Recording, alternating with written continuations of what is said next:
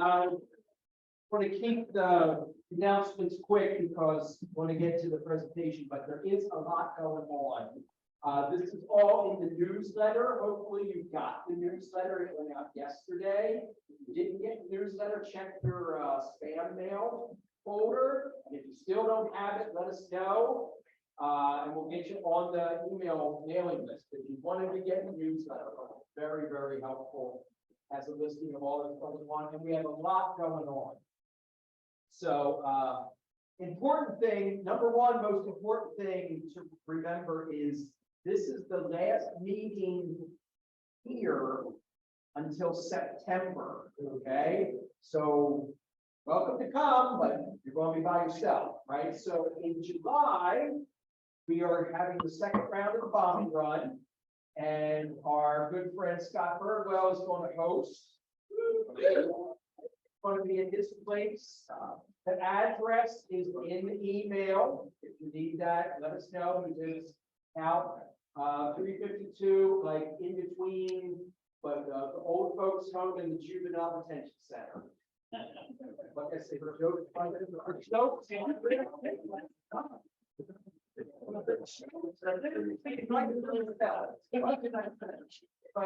the important thing to remember is we're meeting on the third Friday at Scott's place. All right, so that is July 21st, not the 20th, not here. So Friday, July 21st at Scott's place. We're going to start at 7, like we normally do. We'll be doing the second round of the bombing run. We'll be judging that. It's hazy IPAs.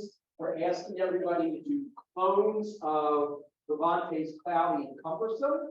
We will have Cloudy and Cumbersome on hand there to use as so I think that was going to be really interesting. Going to learn all about how to get the most out of your hazy yeast in a little bit. So that's July 21st.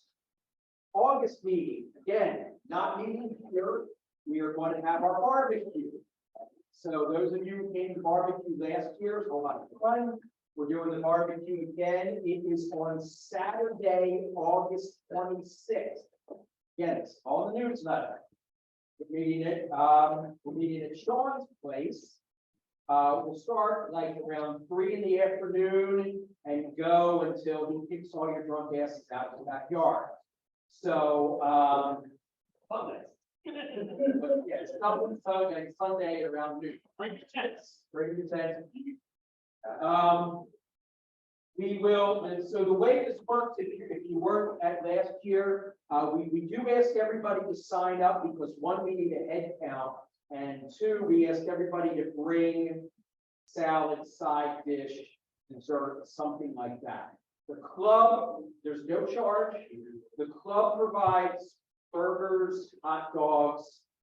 Dave's doing pulled pork. We'll have Beyond Burgers, that kind of stuff. But you can bring. We ask that you bring, food, but we need to sign up because we need pay. So there is a link to the sign up in the newsletter. Please sign up. Tell us how many people are coming. Tell us what you're going to bring. Like I said, there's no charge. You're welcome to bring guests. You're welcome to. Yes, so like Tim just said, what we have coming up is the hazy competition around Scott's house. And so what we thought would be a good idea is that since Imperial was so nice to donate yeast for the competition, why not have an expert, Alex Gruber, who you see here up on the screen, why not have a session prior to brewing your entry where you can ask all the questions you want from the expert. Right here is the source of information that you want to know about how to get the most out of Imperial Juice yeast to make your hazy the #1 winner in July's competition. So without further ado, I'd like to turn it over to Alex just a little bit about how we're going to do this format. Alex does have some information that he wants to present about juice, but we have the bulk of the time set aside for Q&A and interaction. So ask away your questions. Please don't be shy. This is your opportunity before you brew to ask all the questions that you need. Alex, take it away. Hey everybody, thanks for having me. How's the audio there? Does this work out okay? Yeah, it's great. Perfect. So yeah, I guess when Dave and I had chatted a little bit ago, we had discussed kind of talking about A38 Juice, specifically focused on how it comes out in hazy beers. And so I kind of put together a presentation a little bit about juice and some general things to know, and then a couple sections both on the very broad and deep topic of biotransformation, as well as haze in beer. These are both pretty complicated topics, and they're kind of rabbit holes that are as deep as you want to go down.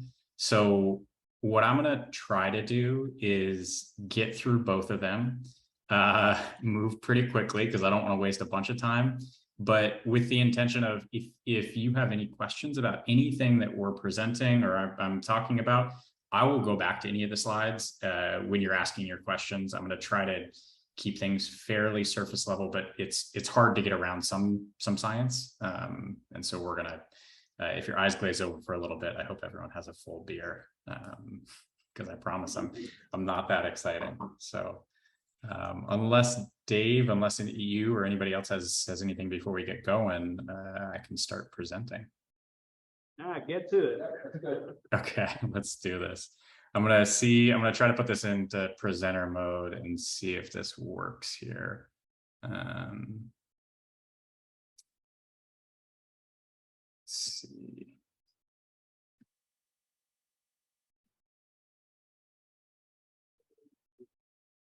Can you see this, the whole presentation right now? Okay, let's do this. How about now? Are you just seeing the main slide? Yeah, we're seeing the presenter view. You're seeing the whole presenter view. All right. Well, let's get out of that then. Let's do this. How about now? Okay. Also, real quick, maybe this will be easiest for Dave to answer, since I think, or whoever's nearest the microphone that I can hear. How big is the screen that you guys are looking at? Quite a lot. Yeah, it's like Okay, great. Just making sure, because that. Okay, there's some small bits in there. So, all right, let's get started, because I want to get to questions. This is more fun when it's a discussion. So, like I said, this is going to be we're going to start with some general things about A38 Juice, and then we're going to move into kind of biotransformation and follow that up with haze. I'm going to try to take a quick break between biotransformation and haze just to make sure that everyone is still on board and actually wants to hear the rest of this. But yeah, let's get going. So A38 Juice, it is a strain of yeast. It's actually our most popular strain of yeast. It's in the family of yeast that's commonly referred to as London Ale 3 strains.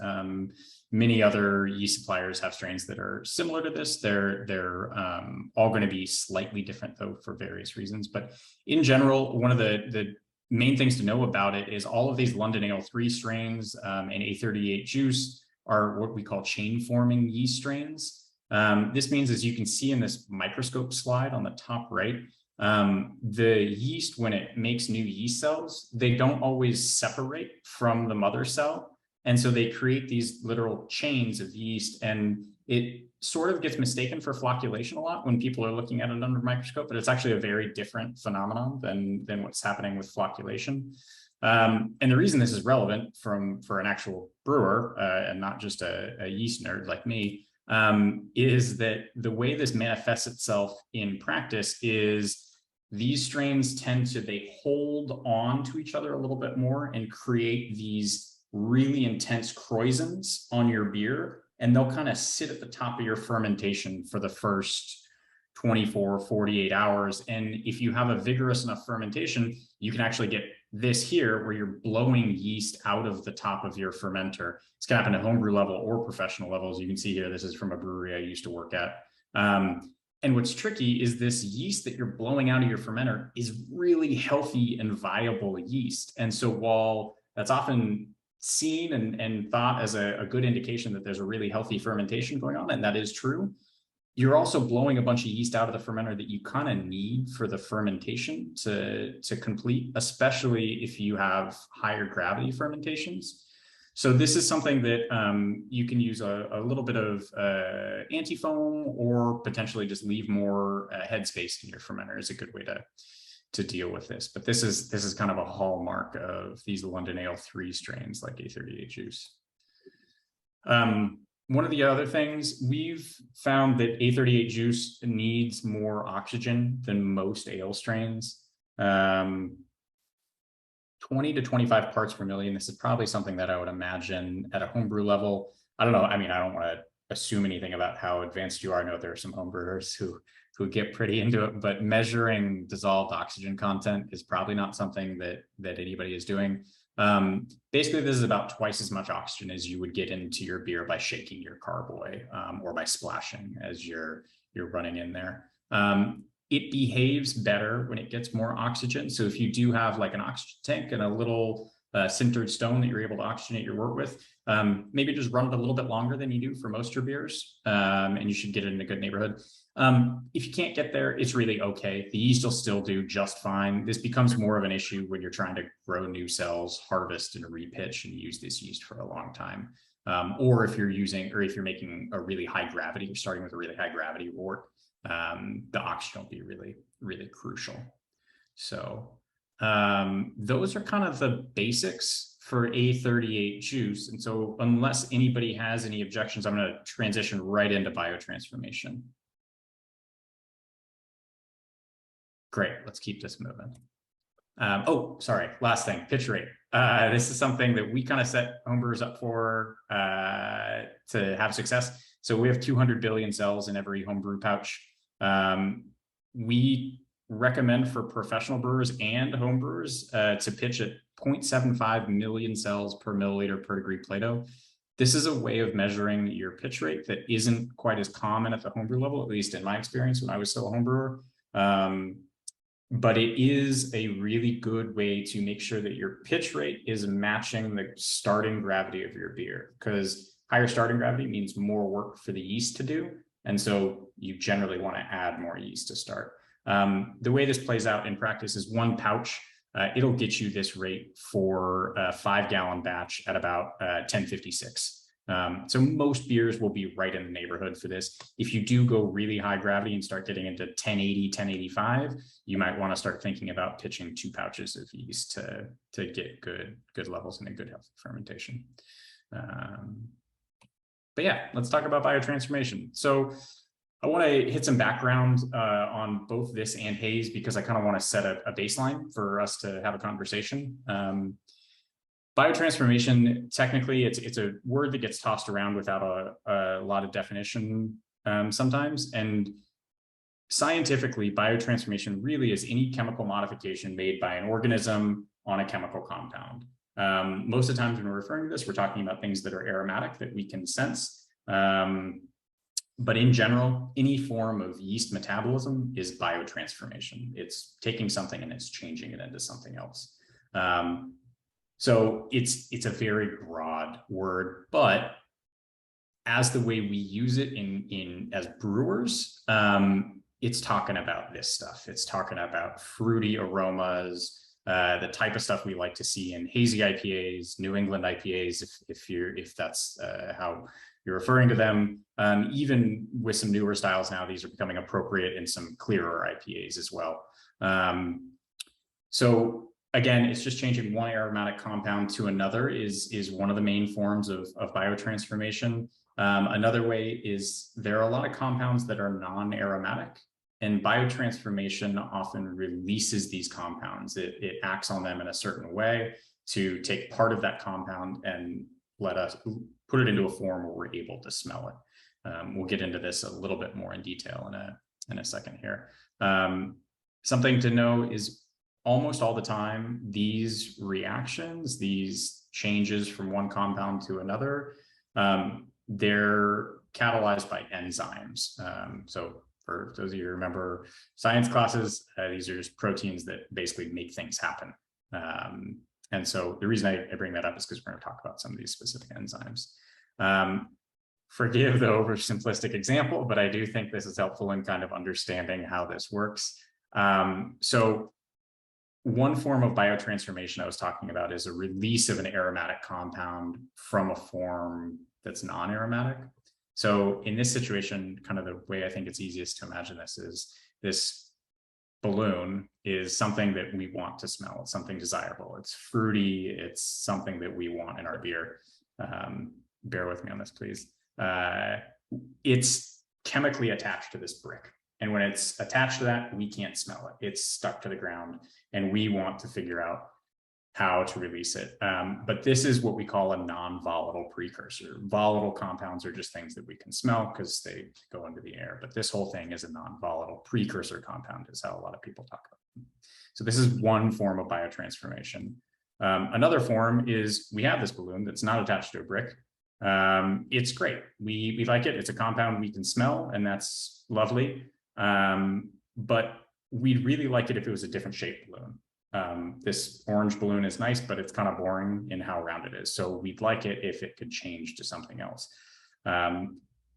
That's another form of biotransformation. And the way each of these work is when you have the right enzymes for this bound aromatic compound, represented by these scissors here, they cut it and they make it free, and we can now smell that part of it that we want to. In this other situation, where we want that heart-shaped balloon, the enzyme will act in a way that turns it from that into that. This is, again, very intentionally oversimplistic, but these are kind of the two main forms of biotransformation that we're talking about in fermentation for beer. Specifically, I'll kind of talk about this. This orange balloon is kind of representative of a compound called geraniol, which is present in a lot of hops. It's really nice. It's flowery. It's rose. But that's not something that in a lot of beer styles we're looking for. It can be kind of a nice background aroma to have in certain beer styles. But when it turns into this heart compound, that geraniol becomes linalool or alpha terpenol. And these are citrus, apricot, passion fruit are the way we perceive these, which are definitely more punchy aromas. And I would say in our current world today, these are the aromas a lot of people are looking to get into their beer. So this is one form of biotransformation. This is kind of where yeast is acting on aromatic compounds that are often present in hops and just changing them a little bit. And this is something that's been studied for quite a while. To be perfectly honest, it's not a very efficient process, and it's not a very well understood process. We understand it to the point that we just know it's super complicated and we don't really have a great idea how to control it. And that's something that a lot of people are still actively studying. In this other example that we talked about, this is what more people are talking about now, because this has to do with thiols, which is maybe a term that some of you have heard. A thiol is basically a sulfur-containing compound. They're very aromatic, have a very low threshold for being perceived. The compounds, this is again getting into the weeds a little bit, but 4-MMP or 3-MH, these are very aromatic compounds that are pleasant: passion fruit, blackcurrant, grapefruit, guava, gooseberry. All nice things to have in a hazy IPA or a juicy IPA. The scissors here, specifically this enzyme, is called beta lyase. I promise I'm bringing this up for a reason. We're going to talk about it just a little bit. But those are kind of how those things work. So specifically focusing on thiols really quickly, why are they such a big deal and what are they? So I said they were sulfur-containing compounds. For any of you who are interested in chemistry, sulfur is a really important molecule to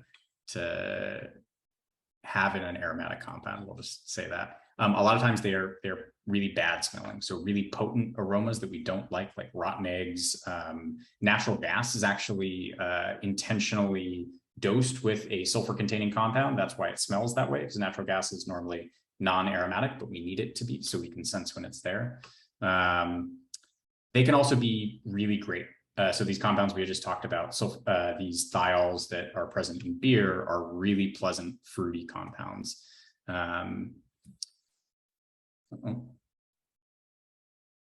They have a low aromatic threshold.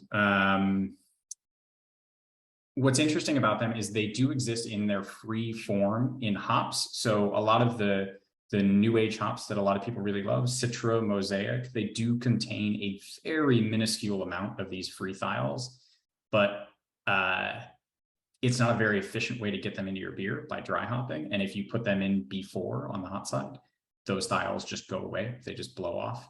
And so it's kind of this question of how do we get them in there? And recently in the past like 5 or 10 years, we've realized that there is a whole host of these compounds that exist as that green balloon attached to a brick instead of just the green balloon. And so a big question has been, how can we get yeast to cut that brick off and allow those compounds to come out? So how does A38 juice kind of factor into this? This beta lyase enzyme that I talked about, it's really critical because it does that snipping of that string to allow those to come out. And most brewing strains, interestingly enough, actually do have the ability to produce this enzyme, but when there's nitrogen around, they won't express it at all. And in beer, nitrogen is everywhere. That's kind of necessary for it happening. And so it's kind of this frustrating circle where this thing that it's able to produce is just never produced in this situation. If you put it into a non-nitrogen containing medium, it might express this, but we're still learning quite a bit about that. So juice is a normal ale strain, and it is affected by this same inhibition. When there's nitrogen around, it's not going to express this. So one of the questions we've had is, why is juice so good in these styles? Why does it seem to work so much better than other yeast strains? And this is, I told you this is going to get complicated for a second, so I'll try to blast through this. But this diagram here, these top two compounds are basically the balloon attached to the brick. These are different bound forms of a thiol called 3SH or 3MH, depending on who you ask. But these top two are non-aromatic. As you go down and they get separated, this one here, the 3SH all, this is the one that smells like grapefruit, passion fruit, guava, and that's great. Its aromatic threshold is 60 parts per billion. Frame of reference is always really hard for this, but 60 parts per billion is like, it's like if I took this much beer here, which is, I don't know, maybe like 5 ounces of beer, and put it in an Olympic-sized swimming pool. So it is not very much that you need to get this compound. This next compound is the ester version of that. And it smells like passion fruit guava, also really great. But its aromatic threshold is even lower. 4 parts per billion is like if I dipped my finger into this and then put my finger in an Olympic swimming pool. Like it's nothing at all. And so you need almost none of these compounds to start smelling them. And so that's why we're so kind of focused on them. And that's why we care so much. And so back to juice, how that kind of comes into play. This first step, it happens in the mash. It's not really something that we're going to talk about today, but it is important to know that transition needs to happen. This next one is what that enzyme I was talking about, beta lyase, does, is it kind of cuts that bottom part there, which is an amino acid, off, and it allows this 3SH all to go into solution. But this last part is A38 juice. And so this is called the esterification of one of these thiol compounds. And this is something that we are really still learning quite a bit about as a scientific community. We don't know exactly how this happens or what situations need to be going on. We have some indications. There have been some studies in the past couple of years that have provided some insight into this. But this is kind of our suspicion about juice, because we know it doesn't do this step with beta lyase. And so our thinking is it's probably pretty good at this last step and can make that happen. Okay. That's biotransformation. That's all I have on that. I meant what I said. I did kind of want to take a break right now and see if everyone wants to keep pushing through and talk about haze, or are there any questions right now that should be addressed? Questions? I have one. Yeah. So, Alex, so this day, So I read a lot about like what is the best timing as far as how to compare where and when to introduce your hops to maximize the release of these precursors that work with a yeast such as juice. And there's the topic of hop mashing. So what's your take on that? Does that actually contribute to the release of more precursors, or is that just a myth? It's not a myth. So that's kind of what this first step in this process is doing. So this top compound here is a thiol that's bound to glutathione. And in the second step down, it's bound to cysteine. If the thiol is bound to glutathione in that top step, beta lyase cannot act on it. And so what's happening in the mash, whether you're doing this with grains or actually a really rich source of these bound thiol precursors, but so are hops. And so this is where some of the thinking for hops has come into play. What's really tricky is we don't know which hops are going to have the most of these precursors. And that can even change year to year and growing area to growing area. And so because it's an agricultural product, it just gets really hard to measure and know what is going to work best. But to answer your question directly, no, it's not a myth. There is some very valid science behind it. That doesn't mean we know how to make it work for us super well. So just a follow-up question on that, and tell me if you're going to get into that in the next section, right? So you have your hop bill that's in your recipe. So if I was a brewer and I was looking at my hop bill to maximize the most out of this interaction with juice, where would you say that I would put the bulk of those hops? Would it be in the mash, in the whirlpool, in the fermentation tank, or dry hopping? Generally, it's going to be dry hopping in the fermentation tank. General understanding about the best ways to get aromatic compounds out of these hops is actually moving away from the idea of full active fermentation dry hopping. And moving more towards the very tail end of it. So maybe in like the last 10% of your fermentation, getting some hops in there and letting that ride out. And then also it's important to remember that all of these compounds that we like smelling, we can smell them because they're volatile. And so if they're being produced in a fermentation where there's all this activity, your fermentation might smell great, but that doesn't mean they're going to be in your beer at the end of it. And so this is why a lot of people actually are trending towards the cold dry hopping side, is because there's been some research that is indicating that cold dry hopping is actually maybe not as efficient extraction, but it's much better for getting these compounds into your final beer because they're not volatilizing off in the fermentation. I think I maybe gave you kind of a runaround answer there, but. When does that beta lyase that happen? Did you hear that, Alex? I not really, no. So the question was, when in the process does the beta lyase step happen? That's a really good question. So generally this is happening in the fermentation tank. So these precursors you're trying to develop in the mash. So you're trying to kind of get that precursor to switch from the glutathione bound one to the cysteine bound one in that second step.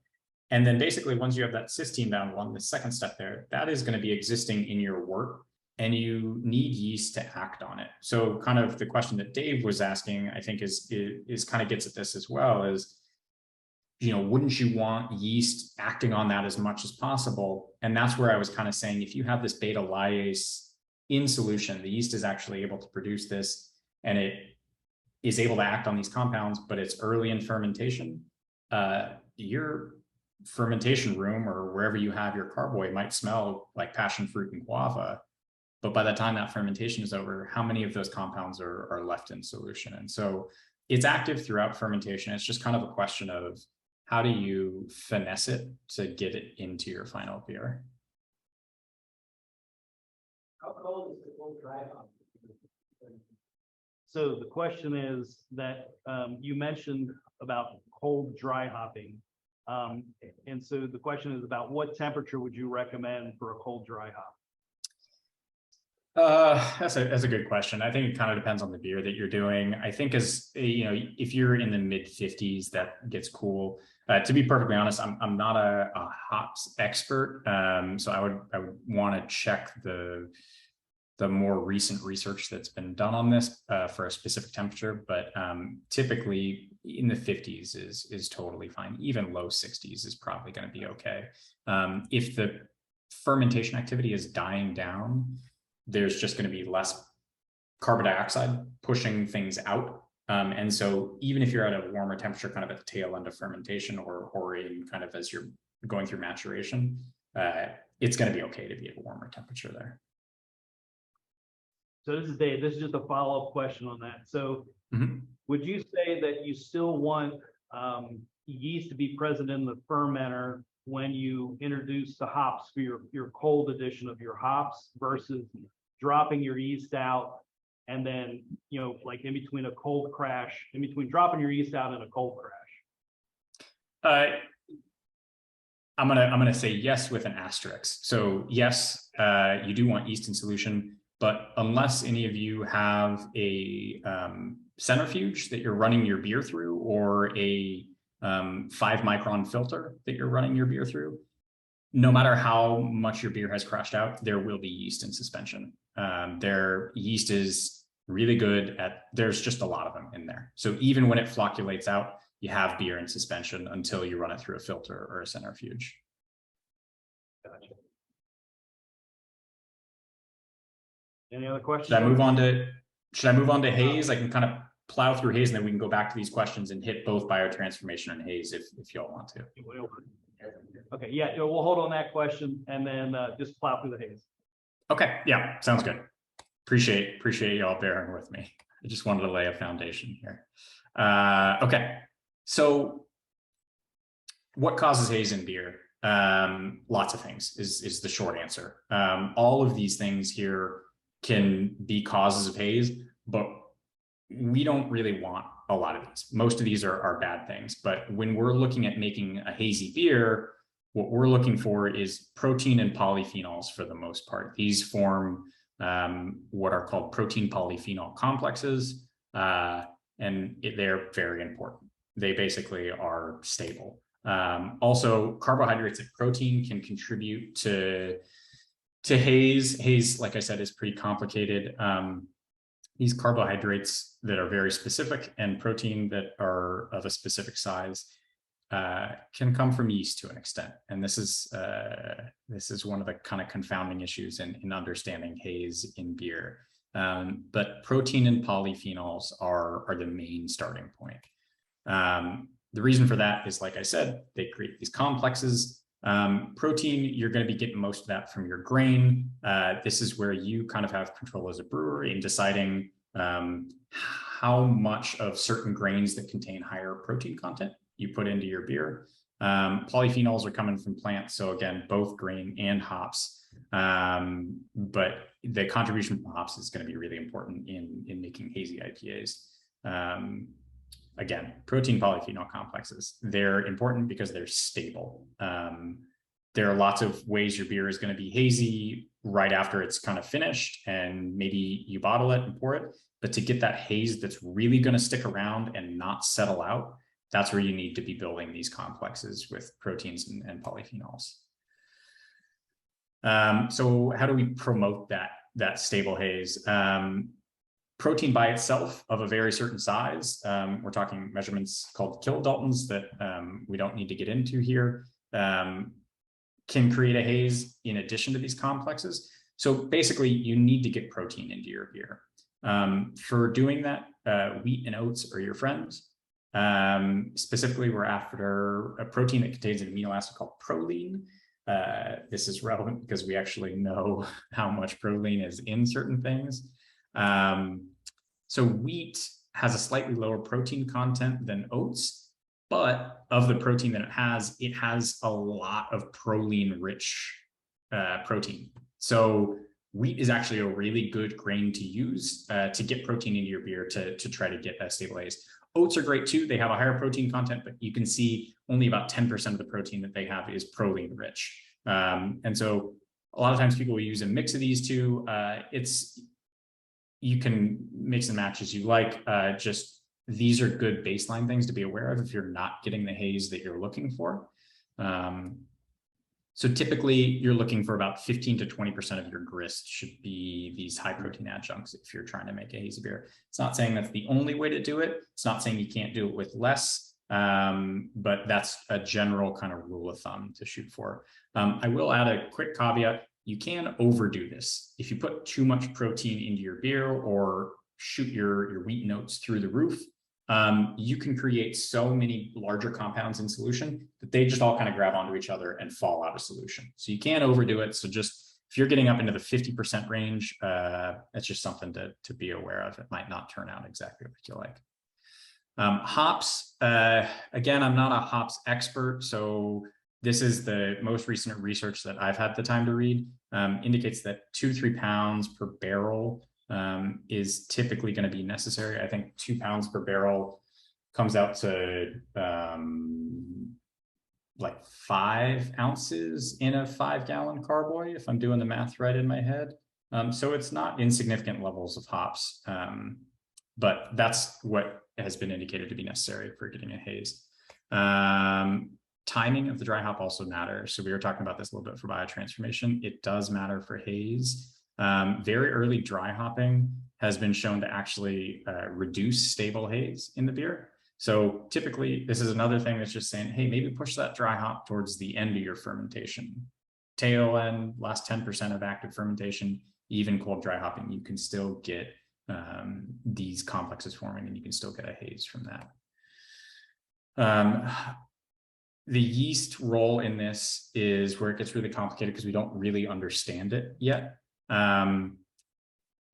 are some things we do know though. And one of those things is that stable haze and hazy IPAs, or the haze you get, that is not yeast in suspension. You do not want yeast in suspension for a hazy IPA, because if you have yeast in suspension that's causing that haze, that means it's only going to exist for a very short period of time. And after a week or two, your beer is going to look significantly different. And then you're going to have a bunch of dead yeast in your beer, which generally isn't always great for holding up over time. We also know there's really no correlation between flocculation ability of a yeast strain and how well it promotes haze in beer. So these are two things we do know. The things we're still kind of confused about is the most recent research shows that there are parts of the cell wall, specifically proteins and carbohydrates that exist on the cell wall, that seem to contribute to the stable haze we're seeing in these really nice hazy IPAs. How they get in there, whether that's the cells falling apart or them being pulled off in a very specific way, we just don't really know yet. So we're still figuring it out. What we do know is that yeast strains do matter. We're able to test this stuff. We're able to run haze tests and see that certain strains just, while we may not understand the minutia of what's going on, we can see that certain strains promote a haze better than others. And A38 is just a really good haze promoter. So it's kind of reassuring to know that we're not all crazy in using A38 for these beers. We also know that the health of the yeast matters. This comes up a lot more in commercial brewing, where people are harvesting and repitching their yeast, and the health can deteriorate over generations. It's less of an issue in home brewing unless you're using, unless you are harvesting and repitching your yeast, or unless you're, you have a really high starting gravity and the yeast can get stressed early. But we do know that happy yeast behaves more consistently. You can count on it in the same way. If you stress your yeast out, it can start to change its characteristics in terms of making a haze. Nutrition is also important. Nitrogen comes into play. If nitrogen is depleted, the yeast starts breaking apart protein to get nitrogen. This normally isn't an issue unless you're using a lot of rice or corn in your beer, or you're making a really high gravity beer, or using a really high load of yeast. So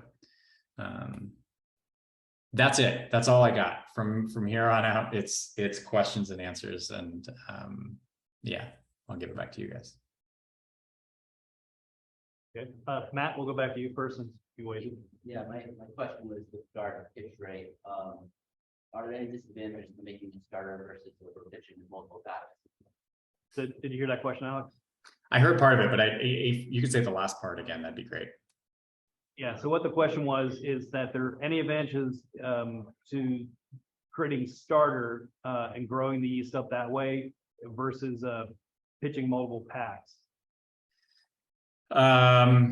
The advantage is you don't have to buy multiple pouches of yeast. The disadvantage is knowing how many yeast cells you get out of a starter is really difficult. This is a really interesting question. So if you put 200 billion cells, which that's how many there are in a pouch, into 2 liters of starter media, whether it's wort or apple juice with nitrogen or something, your cell concentration is going to be about 100 million cells per milliliter right away. Yeast has kind of a physiological maximum for how concentrated it can get in solution. Even for our propagations, when we're making yeast, they max out about 150 million cells per mil. So if you're starting at 100, in this propagation, you just have a kind of a ceiling for how many more cells you can grow in there.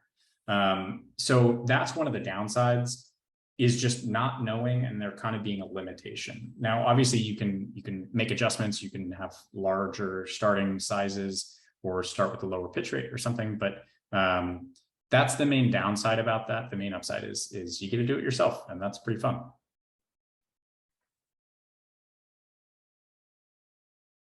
Talked a lot about nitrogen in that last part, and as a home brewer, I typically don't think about nitrogen in the fermentation process. Can you talk about what we can do on a home brew level to be able to address the appropriate levels of nitrogen? Yeah. I think the first thing I'll say when it comes to nitrogen and home brewing is, in the words of Charlie Papazian, I would say relax and have a home brew. You don't need to worry about it for the most part. If you have an all malt grain bill, you're almost always going to have adequate levels of nitrogen in there. Typically, you want 150 to 250 parts per million of FAM, which is free amino nitrogen. It's just a measure of the nitrogen that yeast can actually assimilate. The times when that changes is if you're using really high adjuncts. Again, rice and corn don't have as much nitrogen in them. So if you're making a really high adjunct beer, you might look at using a little bit of yeast nutrient, but you're still not gonna need a whole lot. Or if you're making a really high gravity beer where you are throwing a ton of yeast in there, then you need to have more nitrogen, or just kind of like you're putting more yeast, you need to add more nitrogen as well. But for the most part, nitrogen is something you don't need to worry about too much.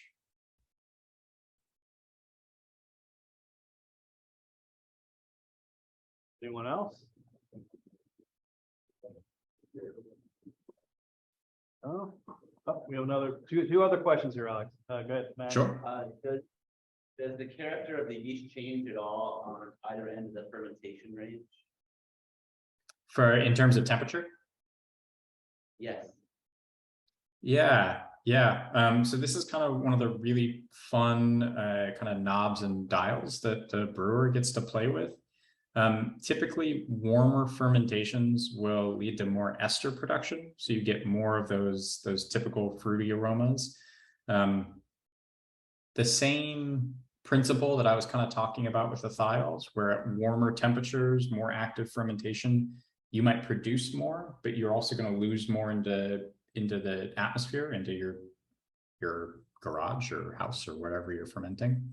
And so it's kind of this balancing thing. Like you turn the temperature up, you create more, but it's also volatilizing it more. At lower temperatures, you typically get less yeast activity, and flavors are a little bit more muted. It's a very generalized way of saying that. Different strains will be more sensitive to temperature changes. Typically, Belgian strains are very responsive to these changes.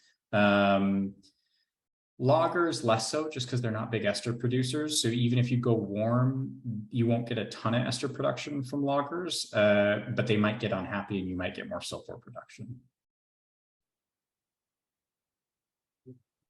Are there any commercial examples of beers made with A38 that you can recommend or share with? Yeah, there are lots. Unfortunately, I can't, I'm not allowed to say who is using our yeast, but I can tell you this yeast is, we send it to a lot of people. Yeah, I wish I could, but I technically cannot. Are there any kind of advanced fermentation techniques going on in the industry today that can separate those aromatic compounds and thiols from the carbon dioxide that's being exhausted and put them back into beer while letting the carbon dioxide go? I want to make sure I heard that correctly. Are you talking about kind of capturing the stuff that's being blown off, those aromatic compounds, and introducing those back into the beer? Exactly. Are there any advanced fermentation techniques that are being explored in the industry that can do that? Not that I know of. That's a really interesting idea. I would say that there are people who are kind of doing that for carbon dioxide recapture. That's a big thing. I know New Belgium and I think Sierra Nevada have been kind of leaders in that area of reducing their carbon footprint through that way. But the problem is these aromatic compounds exist at such low levels that there aren't very many of them in there. And so actually separating those out of the matrix of all the compounds that are coming out of the beer would be really difficult. It's only in the last couple of years that we've even been able to test for these thiols in very advanced labs. I think right now there are 2 labs in France, and I don't think there are any stateside that can actually test for these compounds. So I'm sure there are people who are thinking about it who are smarter and more advanced than me, but I think there are probably a lot of hurdles to get over to do that. Any other questions? So I have a follow-up one right here. So Alex, your advice for the brewer who has never used A38 before. You mentioned about, being able to kind of like play with temperature, to get esters or, kind of on the sulfur side a little bit. What would you recommend to the first time brewer using juice yeast? What would be a good target fermentation temperature for them to use as a benchmark? Yeah, I'm a big fan of hitting that 68 to 70 degree range if it's your first time using an ale strain. I normally temperature ranges are so interesting that are recommended for yeast strains because they're not a measure of where the yeast can live. It can live outside those bounds. If it gets colder, it's just going to be less active. Yeast is actually going to be most happy itself at about 86 degrees Fahrenheit, but it's not going to make a beer that you're going to be very happy with. And so when you're trying something for the first time, first, I think understand that window is not a limit of everything you can do. You can go beyond it and you can try things if you want.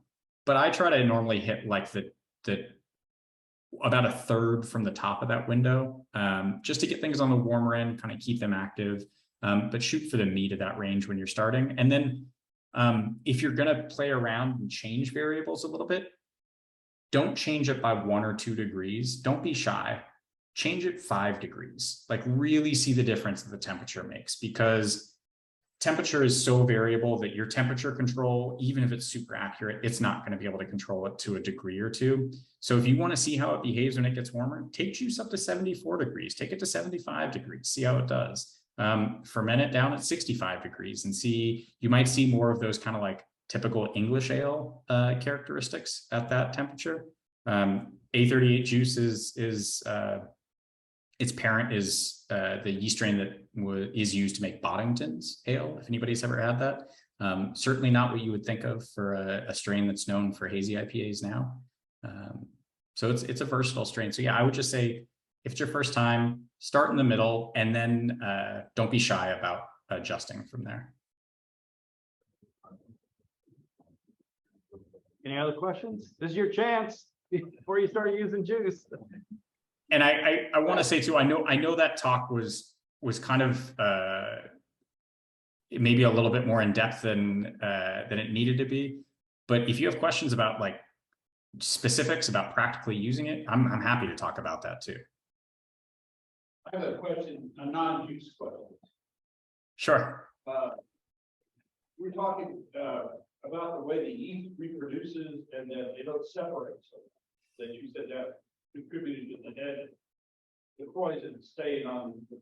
So I've used yeast like Guinness yeast and why yeast produces their original ale strain, which just the 1.0 goes, when it's down 1.07. German ale strain, which makes amazing poison that just won't go away. Are those also because they have daughter cells? Well, So those are, sorry, go ahead. Yeah, go ahead. I was just going to say, so I definitely know the Guinness strain is not a chain forming strain. And I should be clear, the Kreuzen, it's these chain forming strains, that's not the only way it can form a Kreuzen. The bubble formation is really complicated and has to do with proteins as well. So most of what's causing that is protein, but we do think that the yeast itself sits on the top more because those bigger chains are more likely to be carried up by CO2 that's evolving out of solution. And so there's a much denser yeast that's there than we see in some other Kreuzens, but it's by no means the only way that a Kreuzen can form. Non-chain forming yeast strains can definitely form a Kreuzen as well. Yeah. Well, I've used Guinness for beers other than stout, obviously, and it's just, as like, this is not gonna quit, like, it's been done 3 days, and it just won't collapse. And the same thing for that 107, I mean, that first came out, I got a brewery shop, and I must have used 10 or 12 runs of that yeast, because the alternative was like fried egg. So, but it's, those strains are very different than everything else. Just kind of goes up and then goes down. Those are ones that, so I'm kind of curious what causes those to stay up. So It's a really great question that I don't know that I have as good of an answer for. well, good. I have a lot of companies. So Any other questions for Alex? No, so question, Alex. We do have any more questions because you know how it is after a couple of beers. The question that you wanted to ask always pops into your head. Can I get those questions in form afterwards? Excellent. And then what I'll do is if you send those into the club mailbox, the info at mediabrewers.com, I'll collect those questions and send those to Alex, and then I'll post them to the website. The other question is, would you be willing to share your presentation with us, the slide deck, and I can put that in the members only our website? Awesome. Yeah, that's no problem at all. we're drinking. What are you drinking? I'm actually drinking my favorite beer in the world. So that's yeah, it seemed appropriate for the event. It's been a while since I had one. So I don't think that's the Imperial Yeast steam beer. This is what was that? I didn't hear that. Yeah, they're not shipping Anchor Steam to the East Coast anymore. They're not shipping it to States anymore. Oh, really? California. Oh, yeah. So Wow. you have to pick up a bicycle, yeah. Any other questions for Alex? Alex, we want to thank you so much for sharing your time and information.